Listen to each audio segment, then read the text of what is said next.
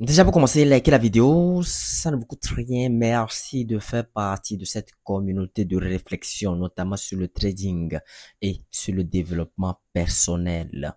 Nous vous en remercions. Aujourd'hui, l'opportunité, la grâce, l'occasion nous a encore été offerte par le Créateur de nous rassembler devant les marchés financiers et ce devant l'opportunité que j'ai partagée dans la précédente vidéo,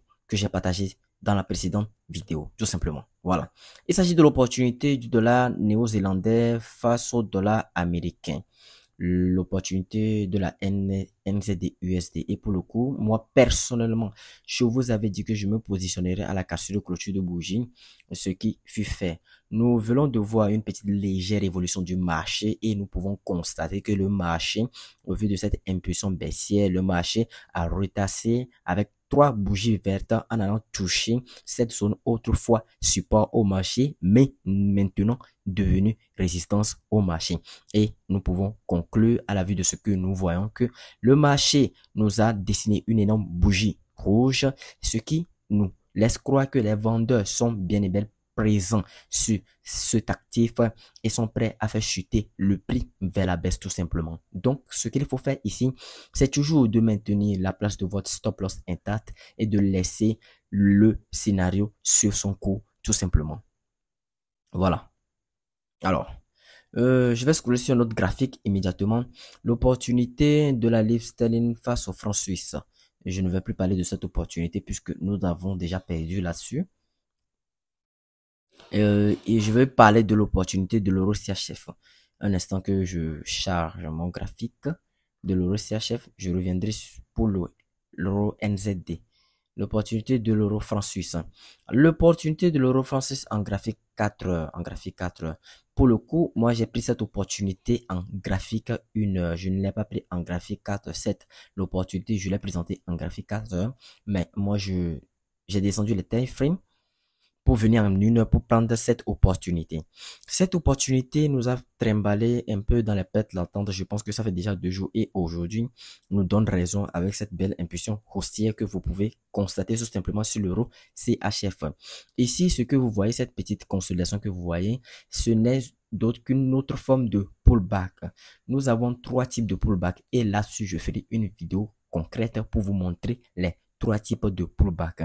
Nous avons le pullback en forme de N, le pullback en forme de consolidation et le pullback en forme de N mais en descendant le time frame inférieur qui ressemble à une consolidation, tout simplement. Voilà, nous avons 3 types de pullback. Je ferai la vidéo là-dessus et vous comprenez tout simplement. Sachez que l'opportunité de l'euro franc suisse suit son cours et qu'est-ce que nous pouvons constater sur la graphique? Nous pouvons constater une belle impulsion haussière du marché et probablement le marché a atteint la première zone sur ce type de retournement que vous voyez ici à ce niveau. Donc le marché suit son cours en suivant l'impulsion haussière tout simplement. Là, qu'est-ce qu'il faut faire sur ce graphique? Il ne faut rien faire. Si vous vous êtes positionné tout comme moi, soyez spectateur, regardez ce que le graphique vous offre et en fonction de cela, vous managez votre trade. Et ici, il n'y a pas besoin de le manager puisque le marché n'a pas encore dessiné une correction de marché en bougie rouge pour que nous puissions dépasser notre stop loss en bas de cette correction, tout simplement. Voilà, ce qu'il faut faire sur ce graphique, c'est de rester spectateur comme je le fais. Nous allons scroller sur notre graphique. Très rapidement, je vais parler d'une autre opportunité. L'opportunité que j'ai ratée et que ça me fait mal, l'opportunité du dollar australien face au dollar néo-zélandais, puisque je ne fais pas de l'overtrading, mes heures de sommeil sont mes heures de sommeil. Je ne suis pas là à scroller sur le graphique, à être accroché au graphique toute la journée et tout le temps. J'ai raté l'opportunité là qui s'avère donner sa confirmation la nuit. Moi, je faisais mon petit somme, donc il était impossible de me réveiller à cause du trading. Non. Voilà. C'est lorsqu'on était débutant, c'est lorsque j'étais débutant que je faisais de l'overtrading. Mais depuis un bon moment, ça veut disons depuis des années, je ne le fais plus. Voilà. Parce qu'il faut augmenter de niveau. Cependant, en me réveillant le lendemain matin, j'ai vu que l'opportunité était partie. L'opportunité a pris son envol. Et là, aujourd'hui, ça fait déjà une semaine. pour ceux qui s'étaient positionnés, vous allez constater que je vous ai dit dans les précédentes vidéos de vous déposer votre stop loss sur les 1,08402. Il s'agit d'une opportunité de la multi-time frame, la stratégie multi-time frame. La trend line là que vous voyez, cette trend line, c'est une trend line depuis la time frame daily qui fait office de support au marché. Le marché est descendu ici à ce niveau et là a dessiné une figure de retournement. Encore quelque chose que j'aimerais partager avec vous. Il est possible d'associer la stratégie double structure parce que ici, là, c'est une stratégie double structure. Si vous regardez très bien, nous avons une tendance clairement baissière et suivie d'une figure de retournement. Il est possible d'associer la stratégie double structure avec la stratégie multi-time frame. Dans une autre vidéo, je vous expliquerai comment y procéder tout simplement. Voilà. Dans cette vidéo, partant d'ici, il s'agit de la stratégie multi-time frame parce que si vous vous êtes positionné à ce niveau, et là, c'est clair et net que c'est la stratégie multi-time frame. Vous avez votre première zone de sortie ici à ce niveau. Voilà, comme je viens de le tracer. Alors, nous venons de remarquer que le marché a cassé ici la résistance, le sommet de la résistance par une énorme impulsion haussière et que par la suite, il a décidé un petit retournement et le marché probablement va suivre son cours. Ce que moi, je vais vous convier à faire si vous êtes dans cette spéculation, c'est de déposer, c'est de manager le trade et de déposer votre stop loss en dessous de la clôture de cette bougie d'indécision. Vous le déposez ici. Et si le marché continue sa poursuite haussière, tant mieux. Et si le marché tente de retourner la tendance, c'est-à-dire la tendance initiale qui est haussière, le marché tente de retourner cette tendance-là, vous sortirez tout simplement à positif. Je vais l'illustrer rapidement pour que vous compreniez. Je ne me suis pas positionné sur cet actif, mais je pense que mes conseils vous aideront grandement. Voilà. Vous déposez votre SL ici, soit sur les 1,08996.